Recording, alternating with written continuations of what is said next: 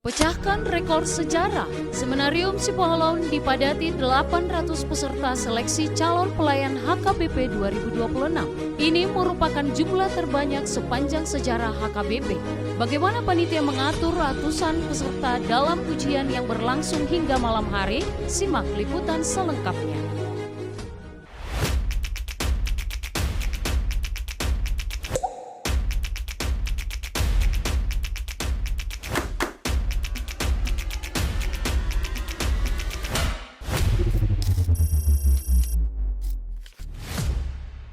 Berdasarkan surat pengumuman resmi yang diterbitkan dari kantor pusat HKBP PH Rajata Rutung pada 9 Desember 2025 lalu, yang ditandatangani oleh Sekretaris Jenderal HKBP Pendeta Rikson M. Hutahayan MTH, HKBP menetapkan standar bagi calon pelayannya.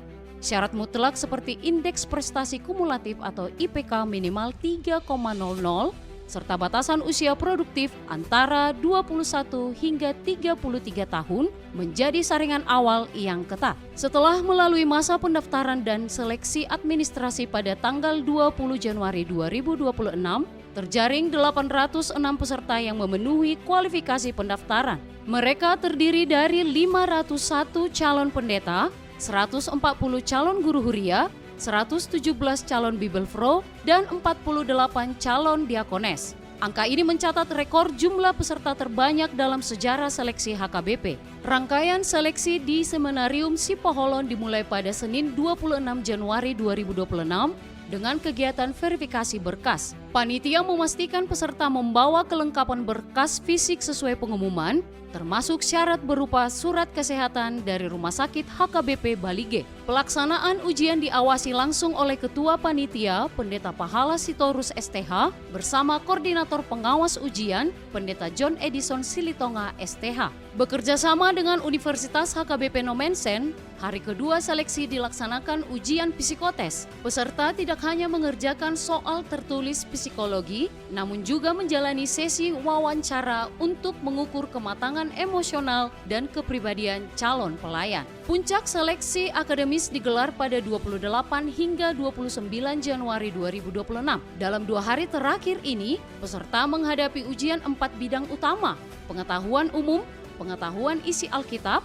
sejarah gereja HKBP, dan perangkat HKBP dengan sistem ujian OCR. Seleksi tahun 2026 ini menjadi bukti komitmen HKBP menjaring pelayan yang tidak hanya unggul secara intelektual, tetapi juga siap secara mental dan spiritual. Shalom pemirsa, senang sekali bisa kembali menyapa Anda. Saya Anita Syanturi. Dan saya Finansi Sihombing. Selamat datang di Surat Parsauran Immanuel versi digital edisi keempat. Pemirsa, tentu dengan jumlah peserta ini, tantangan terbesarnya adalah seleksi yang adil dan efisien. Panitia menerapkan sistem yang ketat, bahkan menggunakan teknologi OCR untuk ujian tertulis akademisnya. Ya, penggunaan sistem Optical Character Recognition atau OCR ini menjadi standar ujian. Keuntungan utama dari sistem OCR adalah objektivitas. Mesin hanya membaca bulatan hitam di atas kertas. Sistem ini tidak mengenal siapa nama peserta, dari daerah mana, atau siapa kerabatnya. Ini menjamin bahwa hasil yang keluar murni cerminan dari apa yang dikerjakan peserta di atas kertas.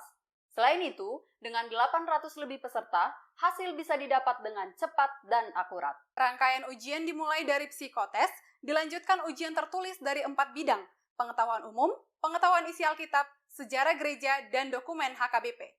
Ujian pengetahuan umum ini merupakan indikator bahwa HKBP mencari pelayan yang benar-benar melek dunia. Di tahun 2026 ini, tantangan pelayanan makin kompleks.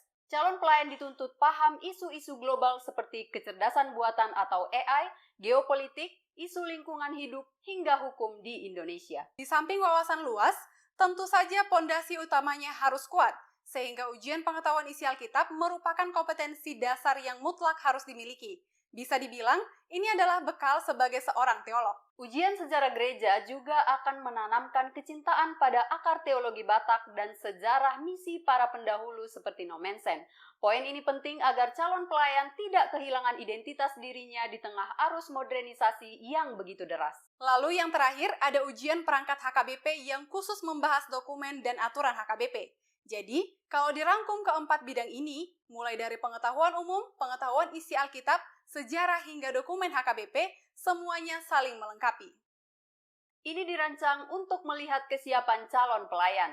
Jadi yang dicari bukan hanya yang siap secara rohani, tapi juga punya mentalitas kuat, wawasan luas, dan pemahaman HKBP yang mumpuni. Mencermati ketatnya proses di Sipoholon saat ini, tradisi seleksi sesungguhnya merupakan warisan sejarah yang panjang di tubuh HKBP.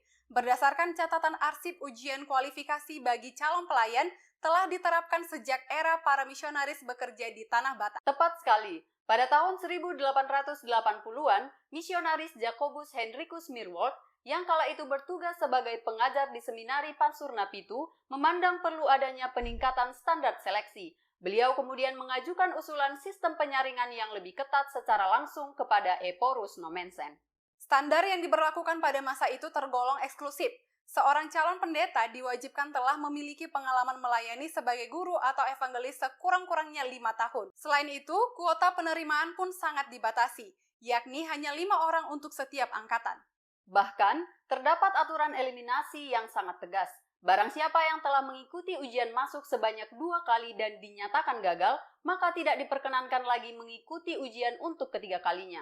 Dengan kata lain, kesempatan untuk menjadi pendeta tertutup bagi mereka dan tetap melayani sebagai guru jemaat atau evangelis. Jika kita komparasikan kuota 5 orang di masa lalu dengan 806 peserta di tahun 2026 ini, tentu skalanya telah berkembang pesat. Namun, esensi utamanya tetap terjaga, yakni komitmen HKBP untuk menyaring pelayan-pelayan terbaik bagi jemaat. Kita harapkan agar ujian penerimaan calon pelayan HKBP ini menghasilkan pelayan-pelayan yang tidak hanya cerdas secara intelektual, tapi juga matang secara emosional dan spiritual untuk HKBP ke depan.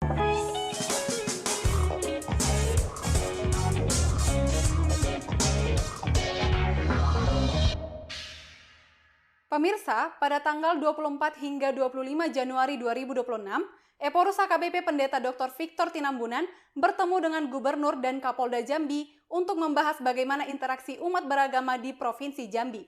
Dalam pertemuan di rumah dinas Gubernur Jambi, yaitu Bapak Al-Haris, Eporus mengapresiasi beliau yang memiliki kepekaan sosial serta keberhasilan gubernur memelihara dan menjaga kerukunan antar umat beragama. Beliau juga mengapresiasi keteladanan Eporus HKBP sebagai pengayom umat Kristiani. Selain itu, Gubernur Al-Haris juga mengajak seluruh pengurus gereja untuk terus menjaga harmoni sosial di tengah masyarakat majemuk. Gubernur juga menjamin dukungan penuh Pemprov Jambi terhadap aspirasi dan kegiatan keagamaan yang membawa damai.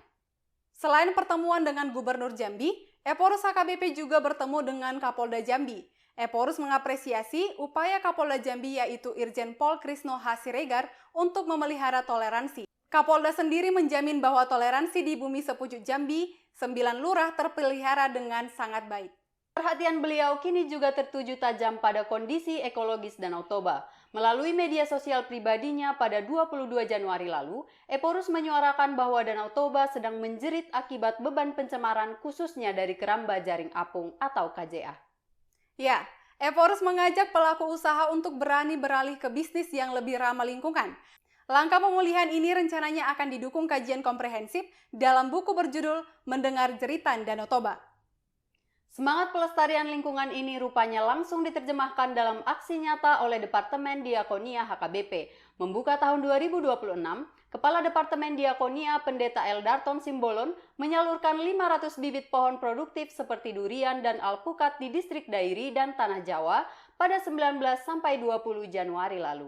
Sebuah langkah diakonia transformatif yang patut diapresiasi.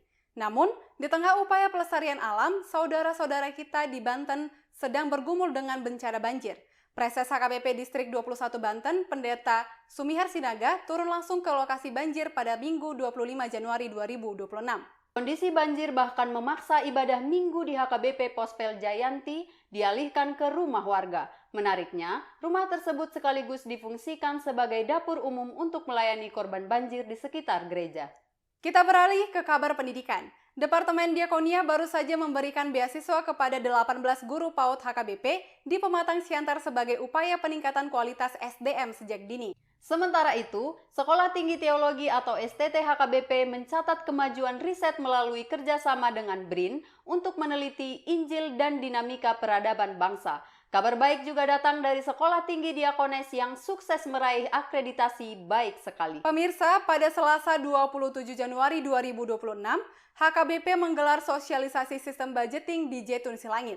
Kegiatan ini dihadiri langsung oleh Sekretaris Jenderal HKBP, Pendeta Rikson Hutahayan, Kepala Departemen Koinonia, Pendeta Deonal Sinaga, Kepala Departemen Marturia, Pendeta Bernard Manik, Kepala Departemen Diakonia, Pendeta Eldarton Simbolon, serta Eporus Pendeta Victor Tinambunan yang hadir secara online melalui Zoom. Para hadirin merupakan pelayan penuh waktu dari 9 distrik di wilayah Tapanuli untuk mempersiapkan mekanisme penyetoran keuangan yang terpusat ke Badan Pengelola Sentralisasi Keuangan atau BPSK. Eporus menekankan ini adalah langkah konkret menuju transparansi dan efisiensi pengelolaan keuangan gereja. Berita mengenai kegiatan sosialisasi sistem budgeting akan diulas secara lengkap di SP Immanuel Cetak edisi Februari.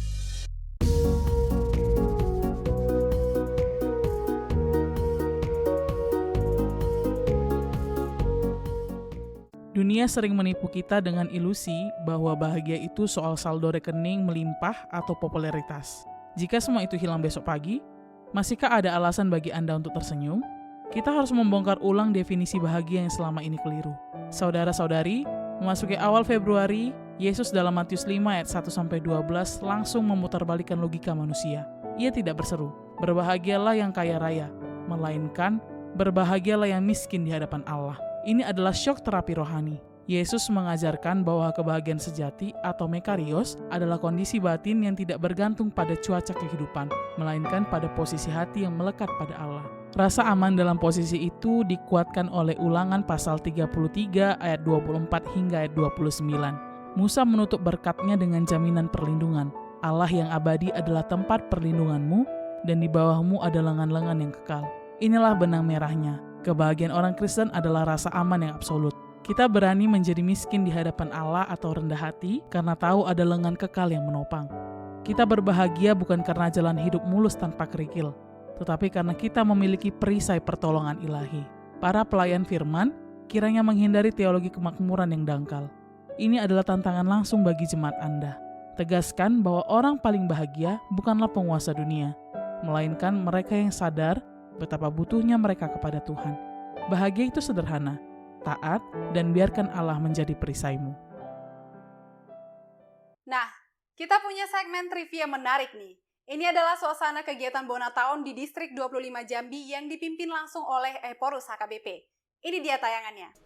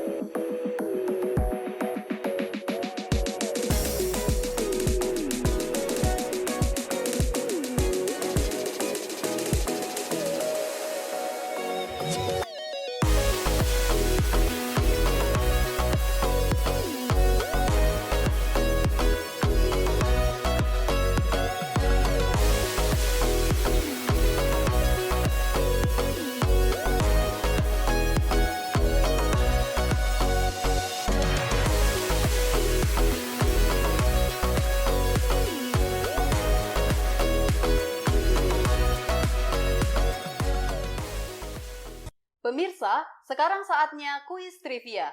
Pertanyaannya adalah, bagaimana tanggapan Anda terhadap keramba jaring apung yang mencemari Danau Toba? Jawaban terbaik akan kami umumkan di edisi berikutnya. Nah, sekarang kami mengumumkan pemenang di edisi lalu. Selamat kepada namanya yang tertera di layar.